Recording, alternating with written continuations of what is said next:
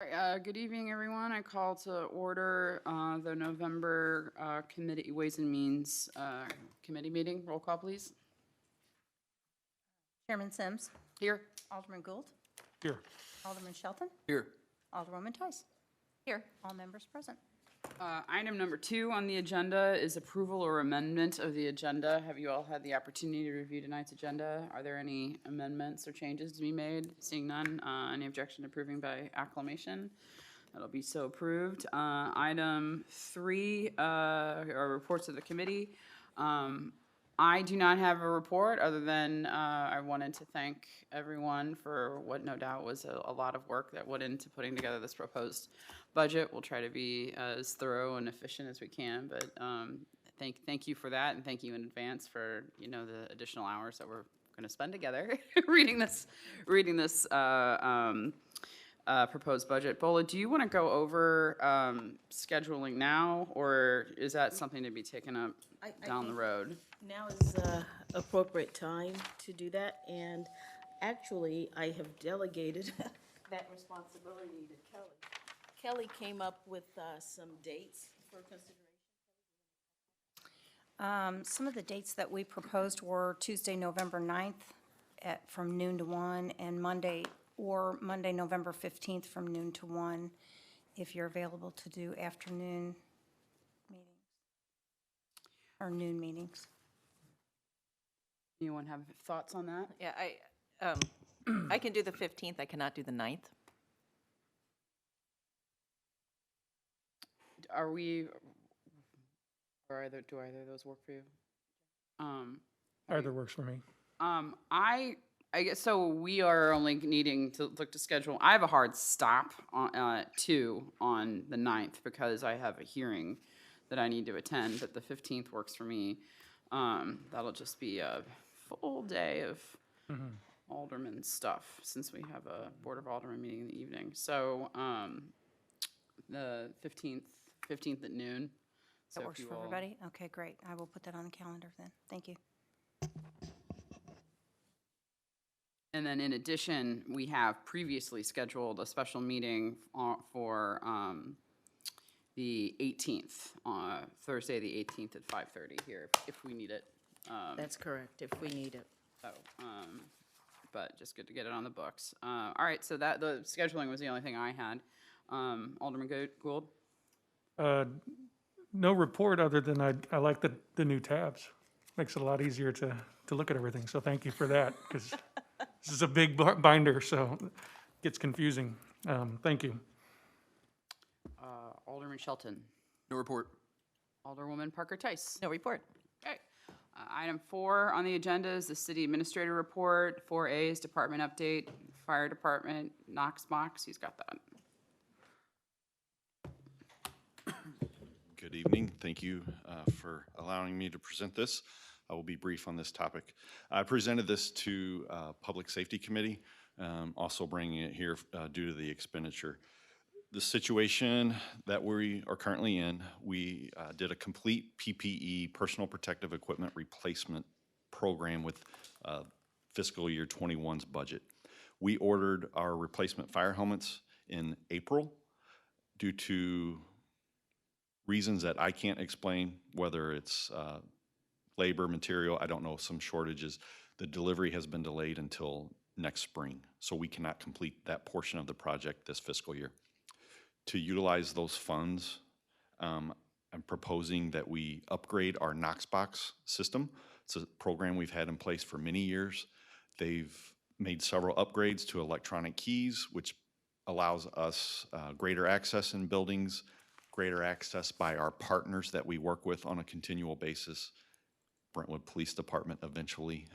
So this could be very impactful for our community. So I'm requesting proceed with the purchase of $14,000, sorry, I did this the other meeting as well, $272.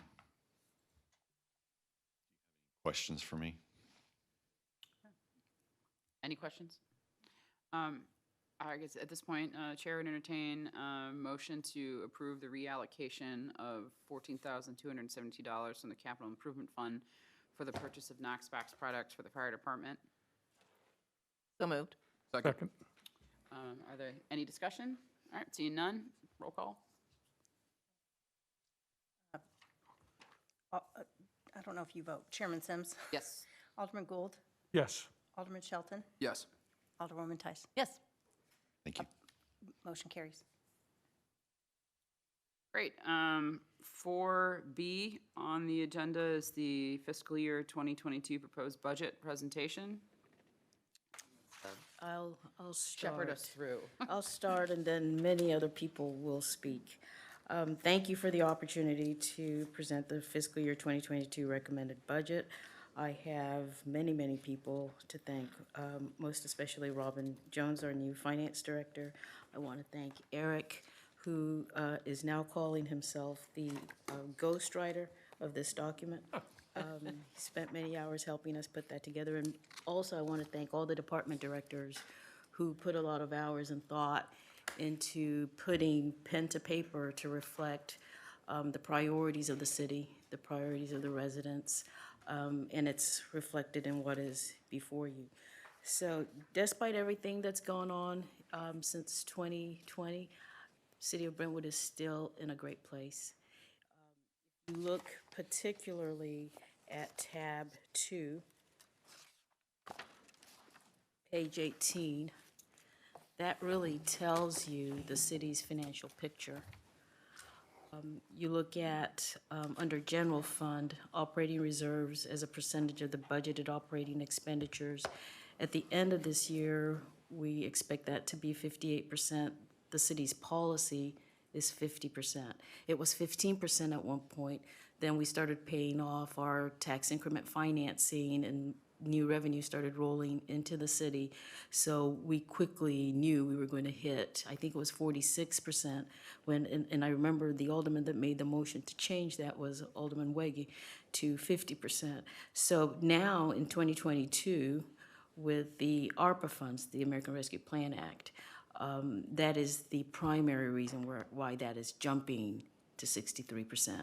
Also within that number is funds that will not be expended from Prop P. So that's why we have 63%. But once the board has an opportunity to determine what the allocation will be for the American Rescue Plan Act, that will probably most likely drop back to 58%. But still, I think the city's in a good place going forward. And because of that, if you look at each of the funds, whether it's capital, you compare revenue to expenditure, economic development sales tax, stormwater parks and improvement, and the sewer improvement fund, the city's goal has always been to present a balanced budget. And with this budget, we continue to do so. We have not tapped into reserves to fund the requests that have been made by the departments. Last year, I believe the Ways and Means Committee said they would like to see a list of items that were eliminated from the budget, so we have provided that to you this evening. I believe it's maybe a 5-6-page document. It looks like this. And it's by the departments that presented items that we were unable to fund. We weren't able to fund because it would have required that we tap into reserves, nor were these items at the highest priority of those departments. So when each of the department directors present their budget, they'll go over some of these. We present options, alternate options for funding, if that is the desire of Ways and Means and the board. But note that other than the ARPA funds, most of the others would have to be funded through reserve, or they could be deferred to another year.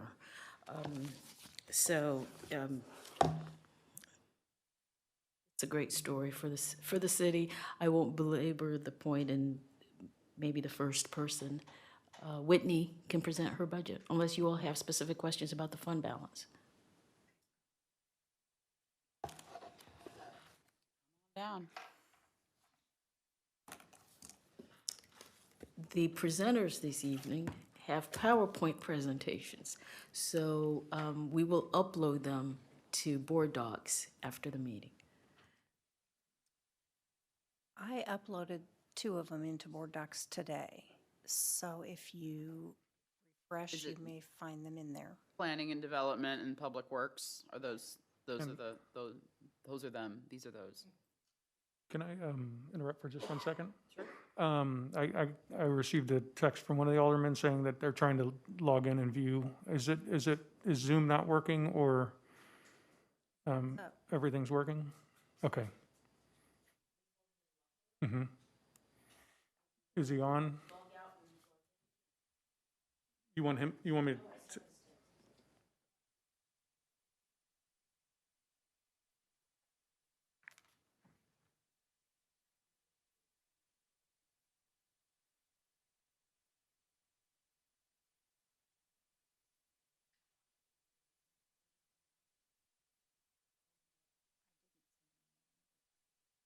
I'll just let him know you'll send him something. Okay, perfect, thank you.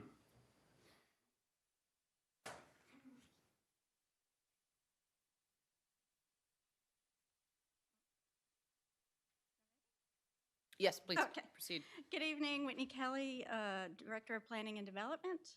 I will be presenting our fiscal year 2022 budget.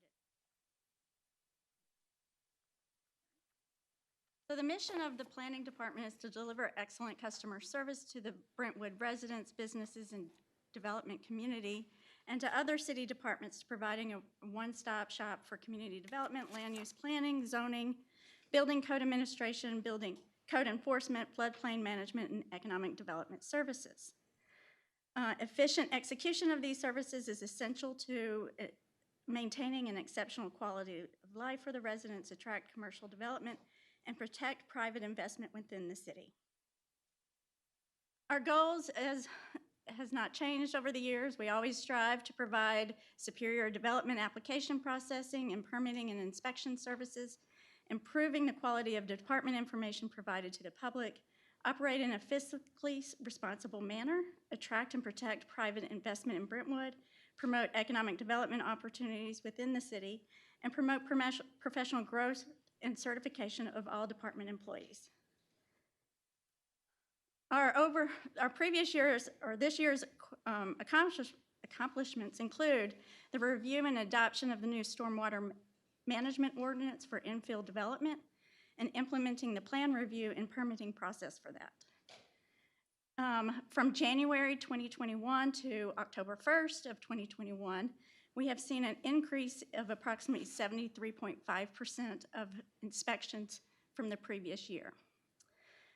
We've also provided plan review services and issued over 1,335 plans from January 2021 to September 2021, through the end of September, where the previous year for the entire year was 1,417. So we are definitely seeing an increase in permitting throughout the department and throughout the city. The prior budget included full-time staff of 6. We are requesting 6 full-time staff and 1 part-time person for a total of 7. The city's current code enforcement officer is currently part-time, so we've moved that down to a part-time position, and we are requesting an additional full-time senior level multidisciplinary inspector to be able to provide quicker turnaround of permits and inspections. We've also included $6,000, which is different from the previous years, for full-time overtime for employees' attendance at evening meetings, weekend, and evening code enforcement activities. This is in the page of your document where you can see the change in the positions from the previous year. I won't go through all of the budget items. We mostly kept everything similar to the previous years. I will just highlight the items that are increasing. The prior year engineering cost was for $5,000. That was budgeted. We are increasing that to $36,000, and this includes the general engineering services by Gonzalez for assistance in surveying, plan review, and with the new stormwater infill development permit process, and floodplain management permits while we seek a new city building official, and he is able to obtain that certification himself.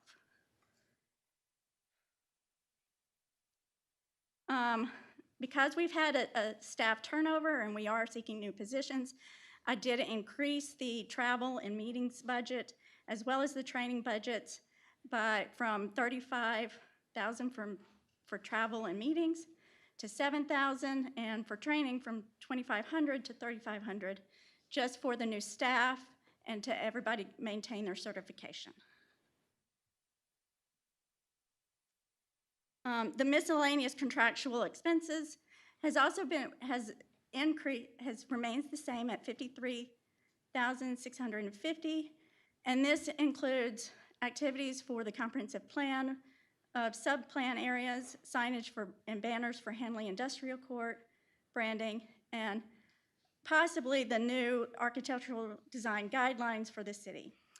Initially, I had done some research, and Clayton is undergoing their architectural review design guidelines for 2 of their overlay districts, and that is, their cost right now is at $100,000.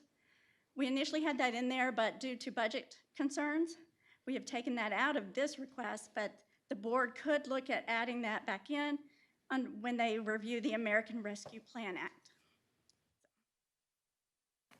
And that's the end of my show.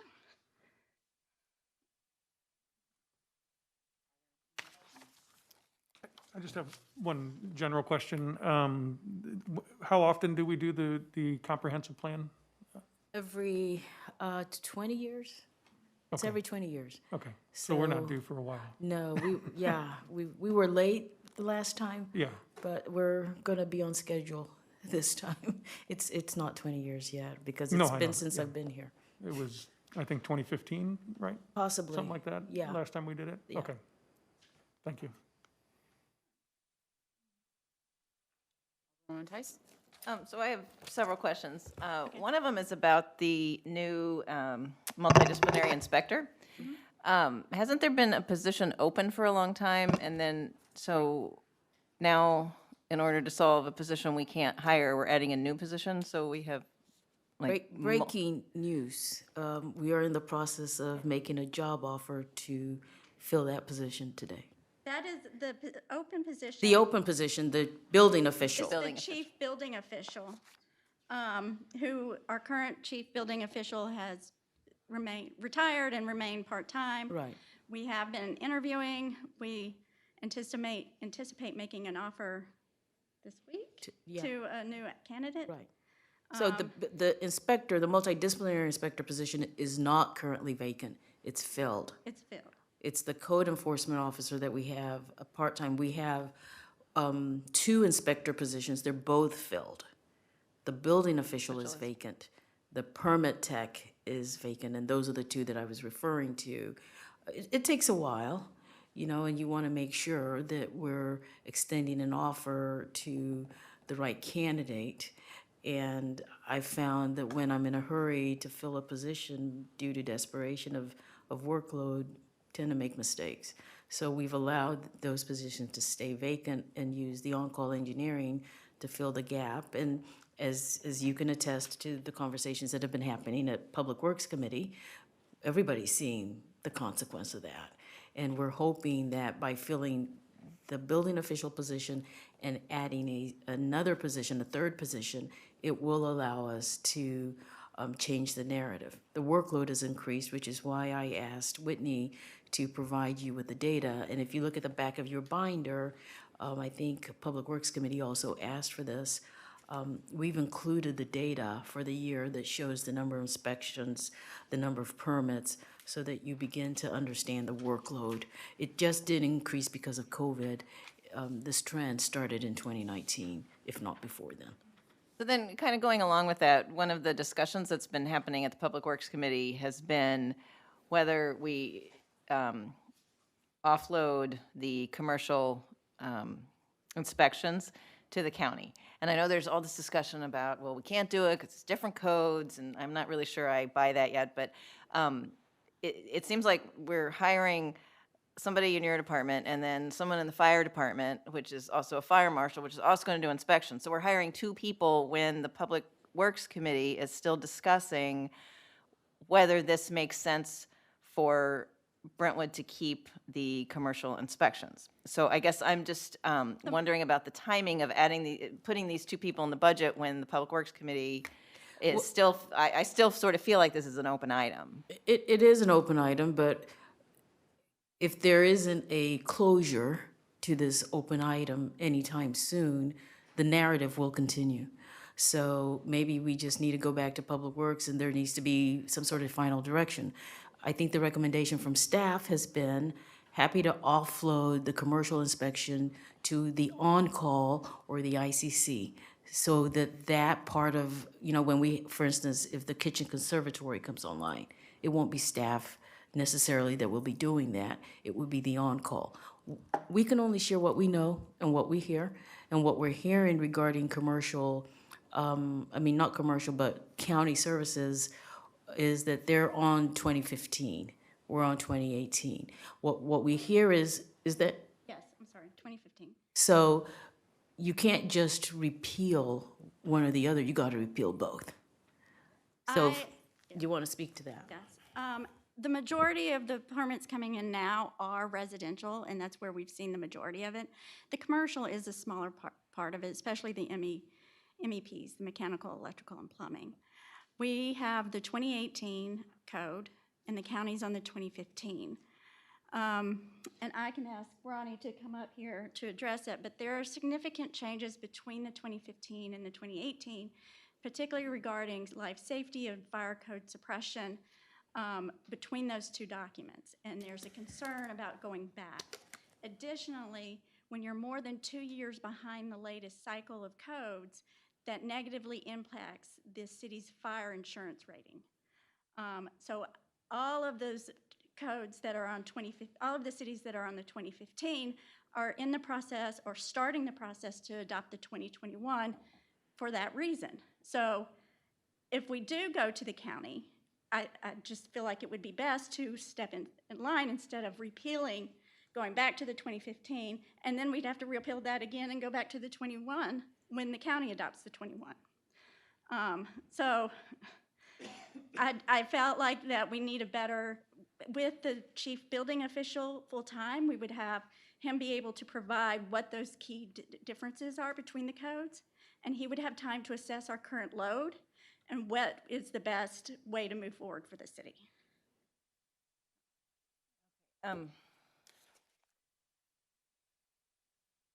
So if I look at the salary, so permit fees and fines, if I put that together, that's $311,000 that we bring in from permit fees and fines. So the salaries, Alderwoman Tess, can you call out what page you're on? oh, sorry, it's on page 130. No, this is, yeah. Then the line item.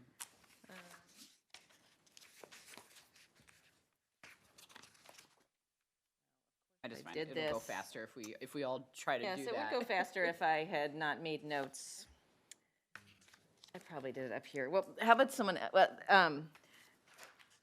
because my point is, which and now I can't find where I got the numbers, but my point is, it seems to be there's a delta of at least $200,000 between what we bring in for revenue for this and the salaries that we pay from your department, and that is not including the additional position in the fire department. So I guess the question is it worth $190,000 plus the fire department position for the city to do this? And it may be, but we need to make sure that this is, hiring these positions really benefit the citizens. And let me figure out how I got these numbers. I think that Chief Cottrell can talk about the services that the city used to have, so I'm going back to some history here, that even was before I came on board, when the fire department had a fire marshal. And so I'm very sorry, that's mine. Somebody's trying to call you. I want you to call.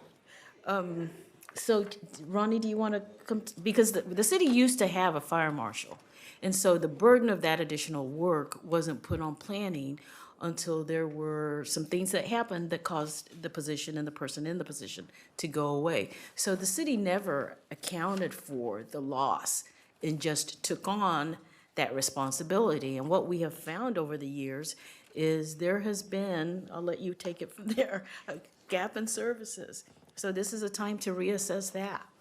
So I'm kind of jumping through my presentation right now. My apologies, I did not do a nice PowerPoint, so, but I do have some notes. So, history of the fire marshal in the city of Brentwood. Building codes kind of came around for fire life safety in the 1970s. So literally from the mid-1970s through 2010, that role was captured within the fire department as the assistant fire chief. That was their role. That changed in 2010. At the request of the fire chief at that time, it moved to the city's building official. We have gaps. Communication is a significant concern. With the current agreement between the city and Gonzales, when they do a plan review, no one is looking at life safety codes currently. That falls on me as the fire chief. I have to fill this role in some manner. St. Louis County does not fill that role. It comes to local jurisdiction, fire chief, authority having jurisdiction. And so this is my avenue to fill this role. We've changed, department has changed dramatically in the last 10 years in our operations, our deployment of resources. This is why I presented a civilian standalone position to be the fire marshal.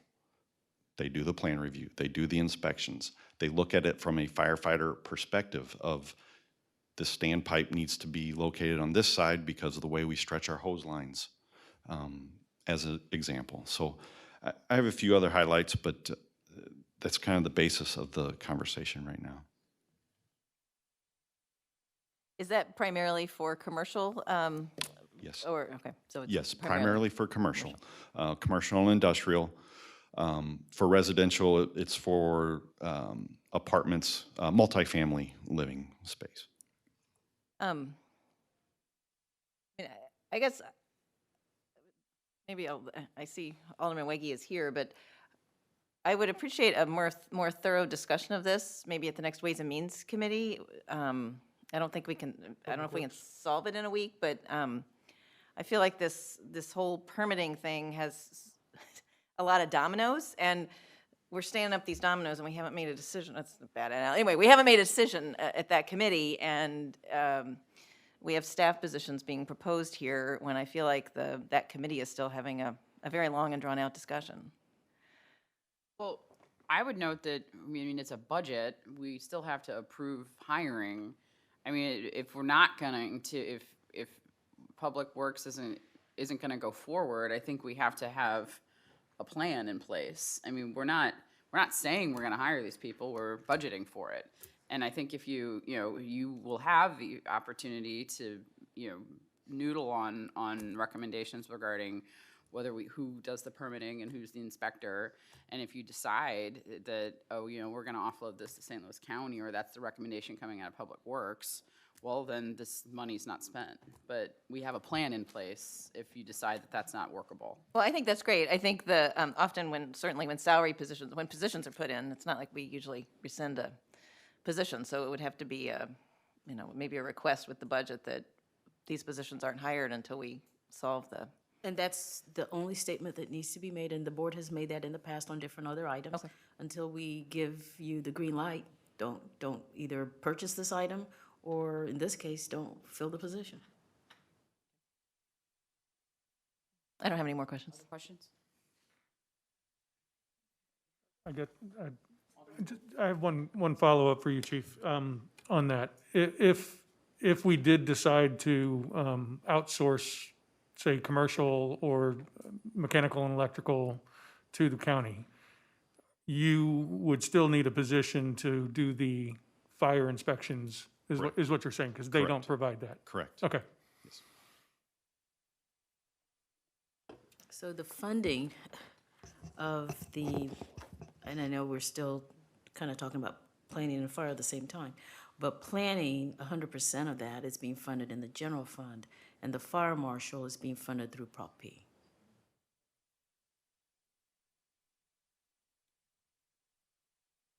Okay, I think, up next, I think we have the fire department, if there aren't any other questions regarding, development. I'm not seeing any, so, Ronnie, sorry. Whoa. I do have, I'm sorry. I Okay. have one more, I have one more question for, about the Hanley Industrial Court branding. Is that going forward with the branding from a few years ago, or is that looking at new branding? It is not. It is I not, think okay. the board has said they didn't like the link. Okay, yeah. And so we've stopped. Right, okay, good, okay, I just wanted to be sure that Yeah, that wasn't what thank the you. branding was. However, there is still an effort, and we've now met, what's the name of the guy with county that helping us with the street names? Ted somebody. So unless we hear different, and since the Hanley Industrial Court leadership have agreed to renaming the streets, we would like to go forward with that, and, we can bring that formally to Public Works Committee, next year. So that's not as expensive, and signage Dan can help us with that. Okay, thank you, that's all, thank you.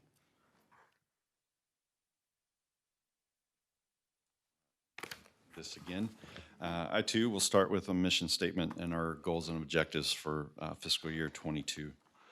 So our current mission statement is to prevent the loss of life and to control or reduce the loss of property by applying our professional knowledge and resources to provide for the safety and security of the citizens of Brentwood, and the highest priority to provide the best fire and EMS service to all citizens and visitors to our city. So our goals and objectives, number one, increased authorized positions by 1 to include full-time civilian fire marshal. We wish to continue to develop and implement a strategic plan with mission-specific goals and objectives. Update our mission statement to reflect the values and vision of staff and expectations of stakeholders. That's in progress, so we anticipate completing that first quarter of '22. Continue improving health and wellness fire department employees with the implementation of physical fitness policy, enhance cancer screening and prevention, provide mental health awareness and support, and annual medical screenings from SSM Health. Wish to continue improving technical rescue capabilities for ICE rescue operations through equipment acquisition and training. Continue processes to improve the Verisk ISO rating from Class 3 to Class 2. We are due for a reassessment in '22. Enhance operational decision support through robust data analytics. We've started that, and we hope to continue to bring some data forward to help with our decision-making processes. And then improve ambulance fees revenue through improved documentation and administrative procedures.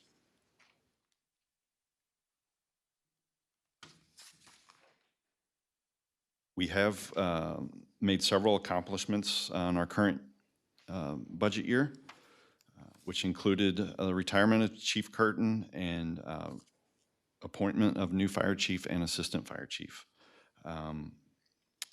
We've worked with FEMA to seek reimbursement of overtime expenses that we incurred specific to the COVID vaccination clinics. We are still processing data with FEMA, so we should have that before the end of the calendar year, most of that money. We did place in service a new ambulance, and we sold our oldest ambulance, the 2004 unit. We did purchase additional technical rescue equipment to address identified and projected needs. Again, goes back to the specific ICE rescue equipment. We replaced firefighter PPE, including new ballistic body armor. The helmets is the only exception, which, again, is part of this '22 budget proposal. We did renew the Wellness Fitness Initiative with SSM Executive Health, so we started a new 3-year contract with them. And we also renewed a training agreement with Clayton and Maplewood Fire Departments, and we expanded to include Richmond Heights Fire Department. So that began in July of this year, and again, continued success with that program. My notes may be a little redundant, but bear with me, we'll highlight a couple items again. A lot of changes to our budget are reflective to the addition of the civilian fire marshal position. This request comes after experiencing some gaps within our current structure. In the past 14 months, we have had a structure fire that had improper storage that led to the spread of the fire, eventually led to the condemnation of that building. With no building inspectors available to respond, it was a significant gap. A few months ago, we had a significant serious injury due to poor electrical conditions being a factor in that event. Fortunately, the patient has recovered. Again, proper inspections, we believe, would have prevented the severity of that injury. And then a most recent building inspection, it is not humorous in the least. A business chose to disable their fire alarm system and their sprinkler system in 2019. Due to our inefficiencies and changes, we haven't been able to provide inspection of that business until at the midpoint at this year. We discovered it. They're still in the process of completing upgrades.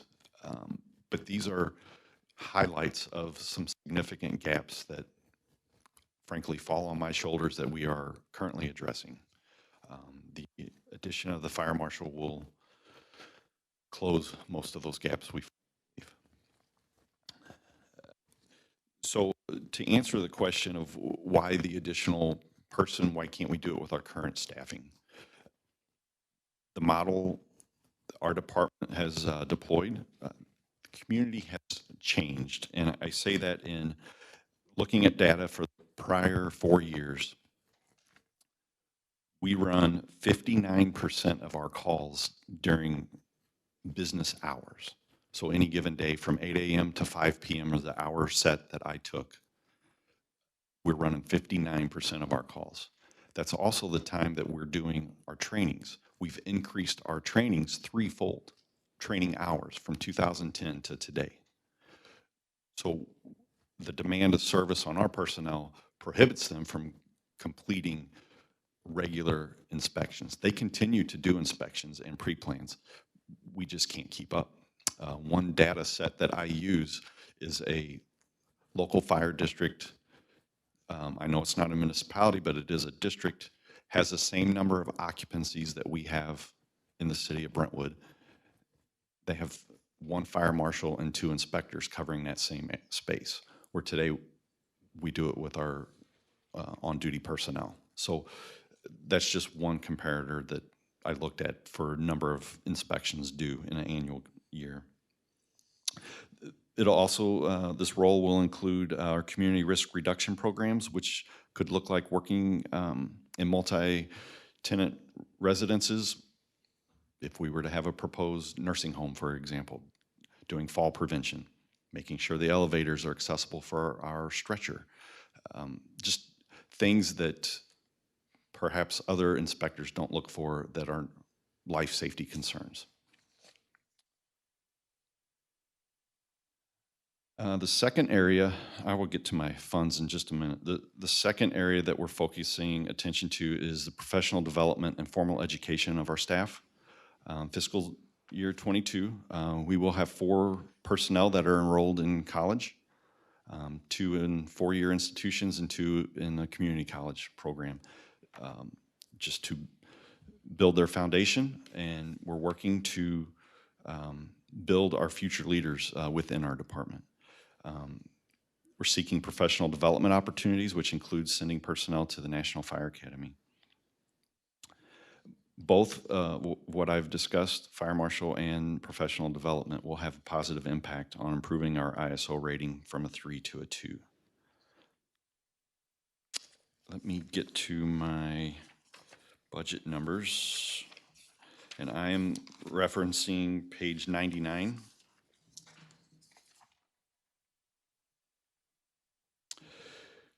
So account under the educational benefits, we have the increase from 3,000 to 6,000 for what I just stated for formal education. The other increase of travel and meetings, as highlighted, that is continued professional development providing opportunity for our members. The miscellaneous contractual, I have this highlighted because in the addendum that you were provided, the very last page, page 10, gives a detail of this. This was a miscommunication. So the dollar amount is $100,350, not the $72,000 that is reflected there. I've asked Robin to print the replacement pages. I thought we had it ready, but we'll have the replacement page for Ronnie's budget for you before this meeting's over tonight. $100,350.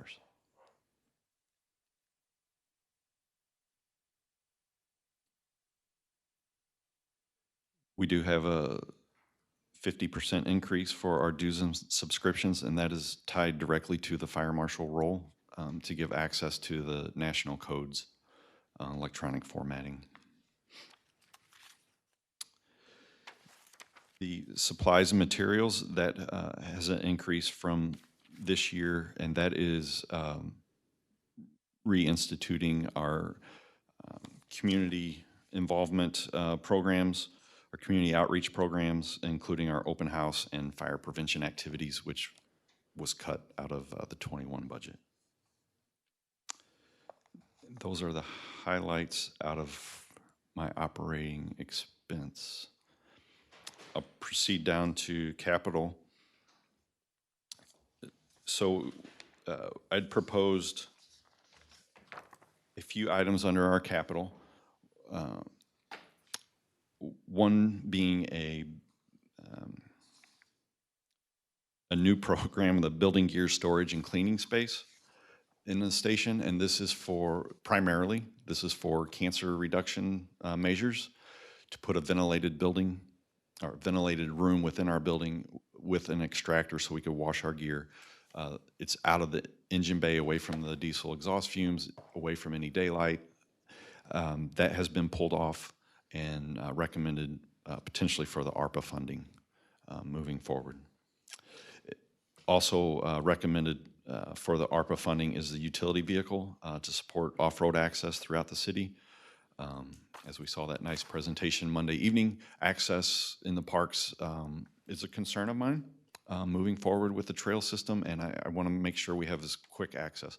We already have a stretcher for this UTV, which is a significant purchase, so we already have that. We're storing it, so when the day comes, we will be ready to deploy that unit. And then a very important piece under our capital that we won't see an impact until 2023, but we have to start preparing today, and that's for the replacement of a fire engine. Our 2002 fire engine, which we use in reserve status, is due for replacement. It is my goal to have a replacement fire engine in service in 2024. In order to do that, we need to start planning for it now. And in 2023, we sign a contract and start a lease purchase agreement for that unit. But it would include specification building at this point.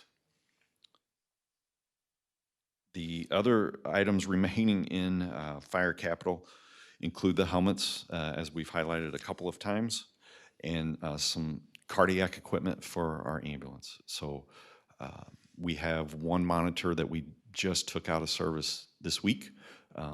It's at its end of useful life, and the company will not certify it any longer. So it is in a reserve status, meaning we don't need it every day, but we do need it at infrequent times.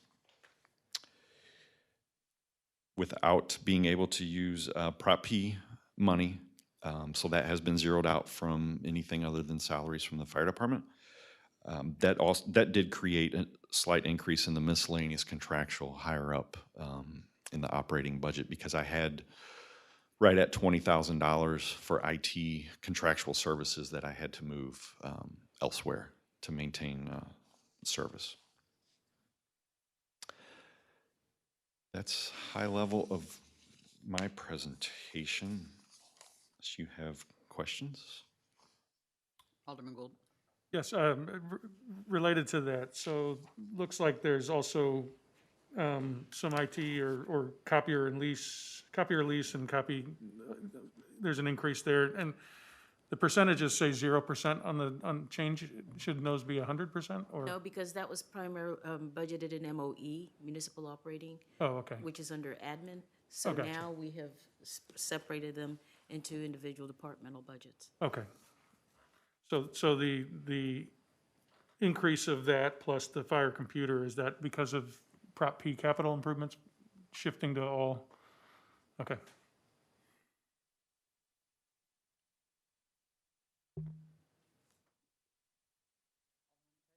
So I'm not sure it's much a question for you as maybe Bola. So I applaud what you're doing with the education of your the members of the fire department. Is that consistent across departments? No, it's not, and it's based on the priority for each department.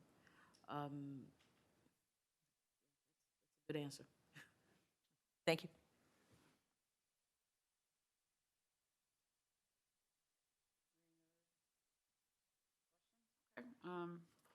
Well, I guess that's it. Thank you. Thanks, Ronnie.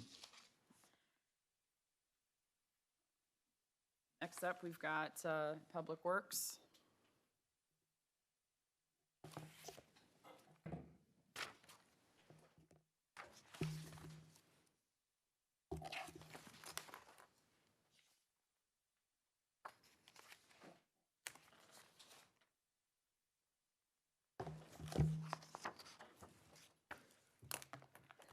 You know, I'll be kind of using the slides along with the budget book.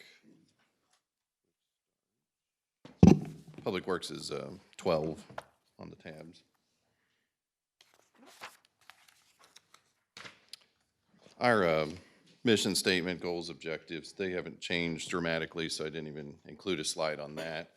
Our accomplishments and planned projects, I kind of tried to boil these down to the highlights. There's more that are listed in your book on page 147, but some of the stuff that I keyed in on was 2021 street work is nearing its completion, so we did mill and overlay on Brentwood, Strassner, on either side of Brentwood Boulevard. We did a Park Ridge Alley. We're doing concrete down in Hanley Industrial. One of the other major things we accomplished this year was the installation of a new HVAC system at the police department. Our sewer lateral program, we should have surplus funds. That seems to be trending in the right direction. The grant for the 2021 Compost Program, we're closing that out.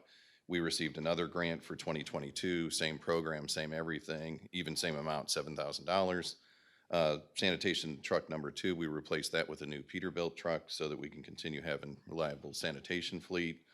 Rosalie STP, that's the sidewalk and streetlight project just outside of City Hall, so that's between Swim Club and Brentwood Boulevard. And then the Stormwater Master Plan, we did a kickoff meeting this year in middle of November. We'll have open houses over at the rec center, and then that project will extend into 2022 just because of the scope and magnitude of it. Russell Avenue, that's another surface transportation program. So that's new sidewalks on the north side of Russell between Bremerton and Brentwood Boulevard, and that'll have construction next year. And then on streets, I just kind of keyed in each of my sub-departments, so streets, sanitation, sewer lateral. On 156, you have your chart of accounts with the various dollar amounts. So same staffing levels, so full-time salaries, about the same. Significant decrease in overtime was due to less events requiring overtime. We no longer do mosquito fogging. We had less special events due to COVID, so that dollar amount's gone down. It still provides funds for snow removal and stuff like that, so we're still good there. The overall increase in expenses was around 2.65%, you'll see in there. So that's not really big. The single largest item was actually forestry, but we do need to keep up with the tree trimming and things of that nature. So those numbers were supplied by Parks, so those are in there for the next few years. And then capital improvements, that's coming up. There's quite a few that are in your budget book. And then we'll get into those. I kind of rolled everything up. So That 44016530, that's Public Works Capital. It totals 324,000 almost, 323,900. And then you have photos and an explanation within the budget book for each one of those items. So we always do street signs. We always have budget for that. Equipment and tools, it's real simple, hoses and things of that nature for crack seal equipment. The air compressor, since we do a lot of tire work. This Durapatcher pothole and crack sealer trailer, I'll get to that. There's a photo of that. Vinyl banners for the decorative street lights. Those are the ones that still say Centennial, so we need to get those changed out sometime or another to maybe reflect Brentwood bound or something.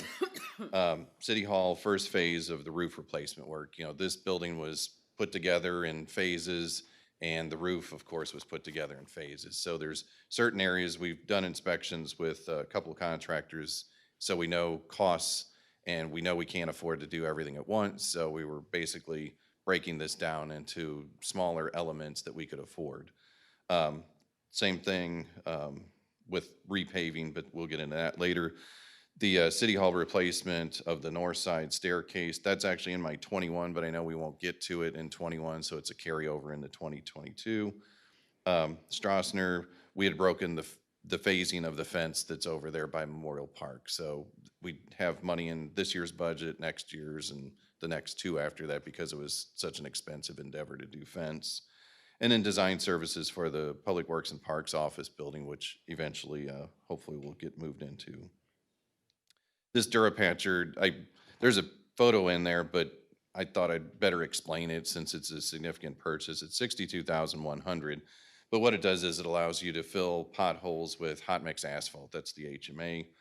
You can also seal cracks. Right now, we've got a trailer mounted machine that you can just do crack sealing. So it puts down, essentially it's an elastic caulk that's made of asphalt. This, not only can it do that, but there's an onboard heater so you can mix the rock and asphalt blocks in there, melt it, and you can fill in areas that are like thin potholes, like typically the spalling part where you see just a very thin pothole. So we actually had them come out and do a demonstration over the summer. They did some of these on Collier, close to the Schnooks, just to the west side of the Schnooks on Collier, and they also did Rose Avenue, the bridge. The deck is concrete, and there was a few areas that the concrete had kind of exploded maybe half an inch deep and was starting to get deeper, closer to the rebar. So we filled it in with this, and so far it's been holding since June. So this would allow you to patch things in-house, whether it's asphalt or concrete. So that's why I wanted to do a little better explanation on this. And then go into the next major category of capital, sidewalks and streets. So we have several streets for surface sealants. That's something we do year over year. And these would be the streets that were actually milled and overlaid in 2016. So the ones that had the 2 inches removed and 2 inches of asphalt added, this is to better seal those from water infiltration. So that was, back in 2016, it was Brazu Alley, Florence, Madge, Rosalie, Stratford, some portions of Swan Circle, and then White. And then the bigger projects besides the sealants would be your concrete slab replacement. So we have phase 1 of Park Ridge. We're trying to go between Litzinger and White, but because it's concrete, it's more expensive. So instead of trying to dump everything in 1 year, we phased it in over 3 budget cycles.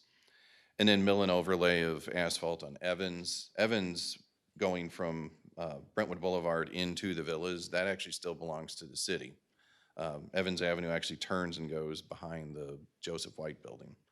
So that all belongs to the city. We got a plat. It shows that the ownership's still the city, so we should do something. We've been called by the villas and asked to do something. We did do urban this year, so going from Strassner up to the villas that way, that's all been repaved. And then concrete improvements along the promenade, south entrance near Total Wine, that is a remnant of a road that still belongs to the city. And then concrete slab replacements, alternate A2, we did the RFP this year, so I had several alternates that we couldn't afford. Some we could. So the ones that we couldn't, we've been looking at phasing them in over the multiple budget cycles. So A2 is actually the alternate that's close to Pitney Bowes in Hanley Industrial Court. I don't know if you're all familiar with that, but it's closer to like Oak Tree Park, like that part of Hanley Industrial. Since everything's called Hanley Industrial, it's kind of difficult for me to describe it. But Pitney Bowes is probably the biggest business that's in that curve that's there that you see highlighted in yellow. And that's all concrete. Those are all concrete slabs, so that's fairly significant. And then some of the other significant improvements, we kind of mentioned this before in the accomplishments, but Russell Avenue STP, those improvements will provide new sidewalks from Brentwood Boulevard to Bremerton on that north side of Russell. You know, right now there is none, and if it's Brentwood Days or whatever event you're having, people kind of meander in the street and walk along parked cars. This would give you a minimum of 8 feet wide shared use path. So you'd be able to, you know, easily push a stroller, walk, whatever, go on that north side. There's already street lighting there. You know, maybe we'll add a street light or two if there's a need, but right now there is none as far as street lights. Sidewalk for sure. And in Sanitation Fleet, this, you know, we actually have a purchase lease for truck number 2. So in your budget book, if you're wondering, well, why is there $71,896? It's because it's over 3 years. So the first set of payments would be this year, second set next year, and then in 23, that's it. And then we won't owe any more on truck 2. And then truck 1 is one of the ones that we wanted to replace. This is, I believe it's a 2013 Freightliner. It's got a little over 100,000 miles and probably another 300,000 in hours, you know, mileage-wise if you convert it. This replacement, we were looking at doing it over a 4-year term so that we could reduce that cost annually. So this is $68,250, assuming the maximum purchase price of $273, which we should be able to get it under that. We got this other one under it. I know it's supply chain and cost of vehicles is all over the place, and hopefully that levels out next year. And then sanitation, just high level on page 169. That has the same staffing levels. Looking at the various line items, petro products, you know, that would be diesel, unleaded, you know, basically fuel. And that's remained unchanged for fiscal year 2022. And of course, that's dependent on oil changes. If for some reason, you know, crude oil spikes, that's gonna, you know, screw up my budget. Solid waste disposal, recycling expenses had actually decreased for 2021. We talked about a little bit in public works and sustainability, and I'm projecting them to stay low in 2022. I don't think there's gonna be a big spike. Refuse and yard waste has gone up just a little bit. We keep that in a spreadsheet, but I haven't seen a huge increase. So overall, the expense item remains unchanged for that. Expenses overall, there's actually a slight decrease of 1.61%. comparing 2022 to 2021. And in sanitation capital, that has a slight decrease. That budget line is for if we need to buy dumpsters, recycling carts. I don't foresee needing as much money, so that's why there's a decrease. We have a surplus of the recycle carts. And it still provides funds for me to buy the composters, and then eventually we'll get the reimbursement. So, you know, 7,000 or so will go out, but then we'll get it back on the revenue side. And then jumping over to sewer lateral, page 172, we have projected revenues remaining about the same, $148,000 a year. The expense decrease was around 8.27% due primarily to the reduction in the debt service to general fund. So we were, in 2021, we'd put in $30,000 for 2022. We reduced it down to 18.3. The ending fund balance shows a slight decrease. And then revenues are still linked to a maximum of $50 per resident assessment. Some assessments are lower in Brentwood Forest due to the number of units that are connected to a lateral. So if you had a townhome with 2 units that's on one lateral, they would only pay a $25 assessment for each person. And then these expenses kind of stabilized a few years ago, and the expenses are showing a decrease in recent years due to board action. You know, when we reduced the ceiling further down to $3,500 and then eliminated home sale contingencies, it keeps things in check, and these actually look pretty good. And then I wanted to capture items that are not included like everyone else did. Streetlights, we had originally budgeted $50,000, and I removed that, and we would consider ARPA funds for that possibly. Resurfacing City Hall parking lot, that would be phased over 2 years, but instead of 22 and 23, I deferred it to 23 and then 24. So that rough cost is $81,750. And then the big ticket item was if we were to construct something for parks and public works, the construction cost was $1.61 million, and we had spread it over 2 years, and then we just took it out. because there's no way to stay balanced with that much money going out. And then now, any questions, or if you want to go drill down, deeper dive on any pages or whatever. I always expect you to have a question. I tried to hit everything just a little bit, Look kind right of at me. executive. Compliment. I guess, I don't know. I'll take it, and I don't know. Not a huge number of questions. First about traffic calming, there was 20,000. Is that similar to what we spent last year? And then how many traffic calming devices do you get for that? You've Like told us the that device before. that's over here on Rosalie, rough number, it's around 3,400 for a complete set. And then the two that are on Pine, I think they actually are due for tomorrow. They'll come in finally, Fine, but okay. those are the same price. So we're seeing them staying about the same. So again, they're roughly 3,400. And then we put everything in ourselves. You know, the signs that we hang up, the advanced warning signs are maybe less than 100 for a sign plus the post, and we provide the labor. So, you know, you're looking at maybe 3,500 with signs and everything. So there's enough money in that, I believe it's 20,000 now. It could put it multiple ones in depending on the need. And are the flashing signs, I know you probably have an extra one now because of the one on Right. Rosalie, but are those a similar cost, or are they? Those are more expensive. I looked that up before the meeting. I believe we paid like 7,500 for the Okay. set that's over at Memorial Park, and then a similar set that's over at McKnight. But I would lean on the ones over at Memorial, which I like those a little bit better. You know, it's got the rapid flash beacon instead of the illuminated signs. Okay. That's great, but we could do quite a few. That's a very positive. Right. The residents really, at least the residents that are in Ward 1 seem to really like the. And typically, we see savings on sealants or something else, and I mean, that could be, you know, a budget amendment we work with Bola and Robin on to take that money and shift it if we had a need for more, you know, traffic calming. And then the next question is on the Parkridge Avenue concrete. The water department like replaced a water line did. on the west side. Are you doing the concrete for the entire street or just the east half? Just the east side, Just the- because okay. that's in worse shape, and it really shows because you see where the water company did a full replacement from center line to curb, and then if you're driving, you're like, well, why is this side the side that got neglected? And it didn't get neglected, it's just that they replaced everything when they put the water main in. Right, I just want to make sure you. Yes. The west side of the street's in pretty good shape, so I wanted to make Right, sure it's it the was east just side, that the east half. side, the east half, yeah. Yeah, and if it winds up that we could do an alternate on that, if it winds up that we can afford, you know, whatever that ceiling is and do a greater distance, that's how I would approach it. And then finally, on the Total Wine Mm-hmm. concrete, is there, I mean, it's maybe not really germane now, but like, that seems like something maybe we should fix and abandon, because it doesn't seem like, I don't know if there's a reason that the city needs to keep the part of land in front of Total Wine, so it seems to be in a parking lot of a development, so. Right.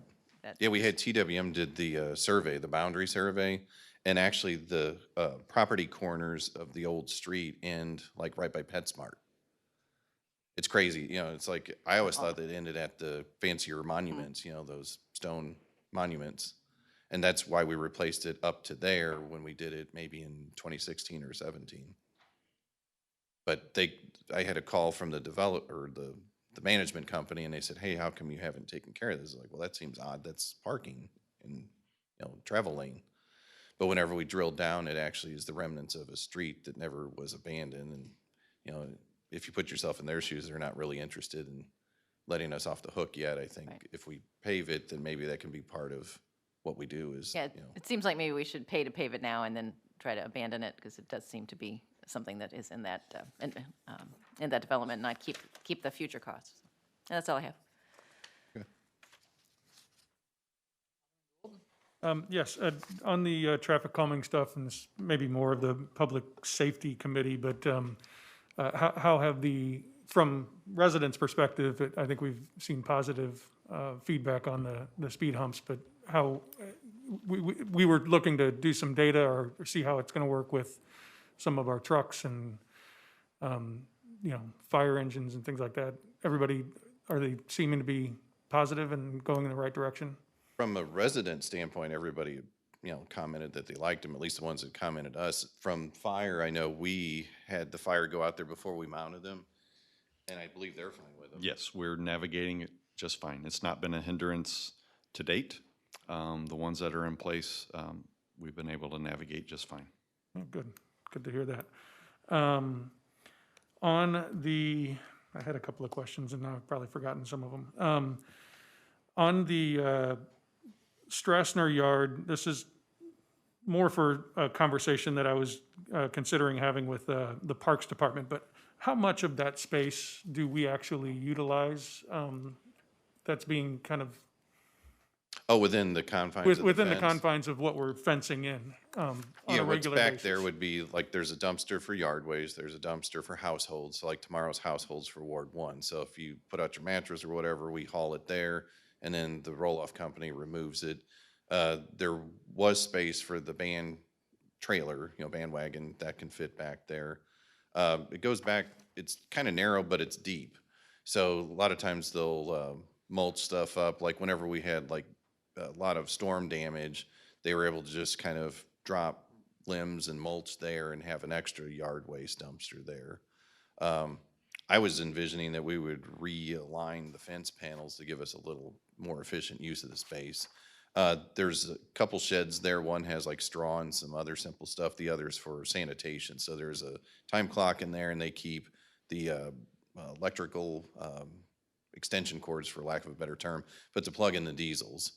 And that's pretty much it. There's some equipment I believe Parks has that whenever they maintain Memorial Park that they park there, but So it's not to like maximum capacity all the time. It's, no, you know. no. And then have you already replaced certain sections of that fence? Or have We you have just been not, 'cause purchasing some of it's the leaning. material? The plan was that we were gonna buy prefab panels this year, and then as time allows, we'll just work those in, because most of the cost is the material, Okay. and the labor is the labor. We're already on the books for providing labor to do pretty much So if everything. you were to do any realignment of that fencing, you could do that. It's not like it's Yes. gonna waste money or, And I didn't want to do chain link just because you have to have the privacy slats, and, Right. I just thought if it's prefab, it's like whether it's vinyl or wood, it's like it would look better and be easier to assemble in-house. perfect. Yeah, that makes sense. I had one more question. Give me a second. Oh, regarding the Rogers Parkway crossing at the new construction, is that something that we should be budgeting this year for any additional signage that would go there, safety pedestrian signage? If it's just Or- signage, I know we have budget We've for got it covered, you Yeah. think? Okay. Do you want to mention our earlier discussion, since it's part of the budget process, regarding Dorothy? and- Oh, regarding the straightening of the. Yes. Okay. One thing that we should consider, now that we know that due to the MSD work that is required, we had to unfortunately lose the playground. Currently, the plans for all of the GRG connector, where it connects up to our path, is curving around the playground, which will no longer be there. So I think we need to calculate or consider what the funding would be needed to actually make that path straight.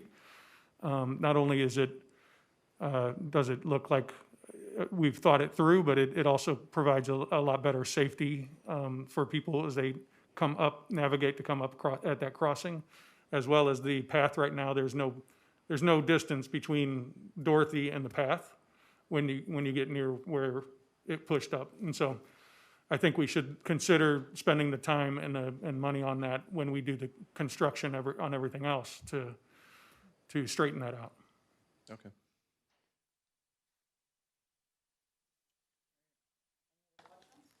I think that Dan talked about the items that are not included in the budget, but I want to highlight them again, particularly one of them. I know that the board has supported the additional streetlight program, and we've been able to install them in different places across the city. And remaining is York Village, and I don't remember how many that we've bought, right, and are being stored in the department or not? There's still 5 in storage, and the goal was to try to put up another 3 and have 2 in reserve in case something went wrong with them. So because that was funded out of Prop P, we have cut that from the budget from next year. So if it's a priority for the board for us to restore it, then we can look at a number of options for funding. You know, as Kelly and I were driving around delivering the budget book 2 nights ago, we could have, if I had thought about it, we could have easily been documenting areas of the city, Douglas Court, that are that are dark. So I just wanted to talk about that, make sure that we remind you of that. Like, it's also allocating resources to persuade York Village to take a light, like, and Douglas Court, I know, like. Well, could I, since you brought that up, I mean, I know we have, ignoring the lights that should, hopefully will be going into York Village at some point. Do you have what's your list of additional sites around the city for, how long is The that only list? one that I had put together was that Brazos extension, you know, that goes into the new Brentwood Park, coming from Brentwood Boulevard over to the new event lawn building. That little stub of road doesn't have any, and it's not planned if you look at the plans. I know we've talked to PDS and the design team about adding lights there, so we know where we want to put them. It's just that they're not part of the Brentwood bound budget. Now, there could be money left at the end of the project contingency we could put them in if we don't fund them through Public Works. Seems like that would be a great place to fund them.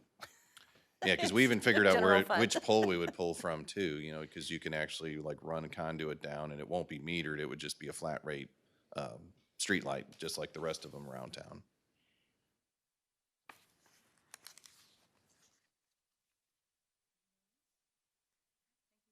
All right, thanks.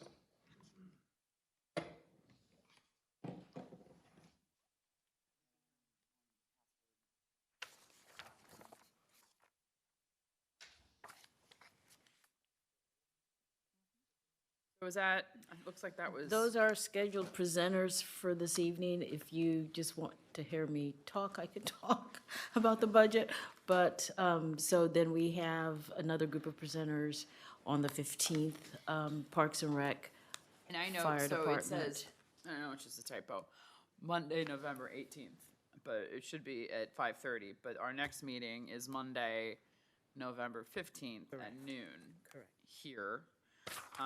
If you wouldn't mind, putting up when you're able, you know, I guess as soon as practicable, what's going to be on for each day so that the people, the aldermen, everyone know, you know, you know, when that, department's up, that everyone will have been able to section out and prepare, any questions that they might have for that. Cause I think, you know, we're gonna take it up. The plan is that we take it up on that day and then we don't take it up again.